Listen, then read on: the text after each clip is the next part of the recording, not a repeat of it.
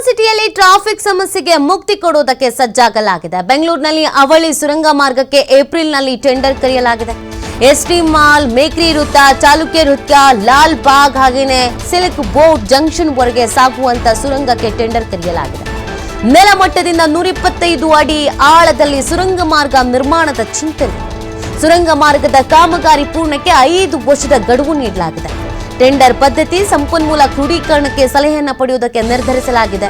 ಕಾರ್ಯತಂತ್ರ ಸಲಹೆಗಾರ ಏಜೆನ್ಸಿ ನೇಮಕಕ್ಕೆ ಸರ್ಕಾರ ನಿರ್ಧರಿಸಲಾಗಿದೆ. ಬೆಂಗಳೂರಿನಲ್ಲಿ ಅತಿ ದೊಡ್ಡ ಸಮಸ್ಯೆ ಅಂತಂದ್ರೆ ಅದು ಟ್ರಾಫಿಕ್ ಜಾಮ್ ಸಮಸ್ಯೆ. ಸೊ ಇದು ಅಂತಾರಾಷ್ಟ್ರೀಯ ಮಟ್ಟದಲ್ಲೂ ಕೂಡ ಕೆಲವೊಮ್ಮೆ ಸದ್ದು ಆಗಿದ್ದು ಇದೆ, ಸುದ್ದಿ ಮಾಡಿದ್ದು ಇದೆ.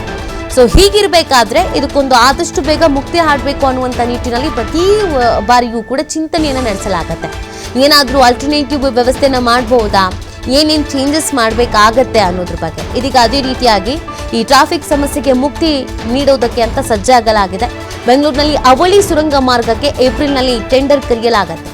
ಎಸ್ಟಿ ಮಾಲ್, ಮೇಕ್ರಿ ವೃತ್ತ, ಚಾಲುಕ್ಯ ವೃತ್ತ ಹಾಗೆಯೇ ಲಾಲ್ ಬಾಗು, ಅದರ ಜೊತೆಗೆ ಸಿಲ್ಕ್ ಬೋರ್ಡು ಜಂಕ್ಷನ್ ವರೆಗೆ ಸಾಗುವಂತ ಸುರಂಗಕ್ಕೆ ಟೆಂಡರ್ ಅನ್ನು ಕರೆಯುವುದಕ್ಕೆ ನಿರ್ಧರಿಸಲಾಗಿದೆ. ಕಾರ್ಯತಂತ್ರ ಸಲಹೆಗಾರ ಏಜೆನ್ಸಿ ನೇಮಕಕ್ಕೆ ಇದೀಗ ಸರ್ಕಾರ ನಿರ್ಧರಿಸಿದೆ ಅನ್ನೋದ್ರ ಬಗ್ಗೆ ಮಾಹಿತಿ ಸಿಗ್ತಾಗಿದೆ. ಹೇಗಾದ್ರೂ ಮಾಡಿ ಈ ಬೆಂಗಳೂರಿನಲ್ಲಿ ರಾಜಧಾನಿಯಲ್ಲಿ ಈ ಟ್ರಾಫಿಕ್ ಅನ್ನುವಂಥ ಸಮಸ್ಯೆಗೆ ಏನಿದೆ ಅದಕ್ಕೆ ಸಾಕಷ್ಟು ಜನ ಬಳಲಿ ಬೆಂಡಾಗಿ ಹೋಗ್ಬಿಟ್ಟಿದ್ದಾರೆ. ಇದಕ್ಕೊಂದು ಮುಕ್ತಿ ನೀಡಬೇಕು ಅನ್ನುವಂಥ ನಿಟ್ಟಿನಲ್ಲಿ ಪ್ಲಾನ್ ಮಾಡಲಾಗ್ತಾ ಇದೆ. ಇದು ಎಷ್ಟು ಮಟ್ಟಿಗೆ ವರ್ಕೌಟ್ ಆಗುತ್ತೆ ಅನ್ನೋದೊಂದು ಪ್ರಶ್ನೆ ಇದೆ, ಕುತೂಹಲನೂ ಇದೆ.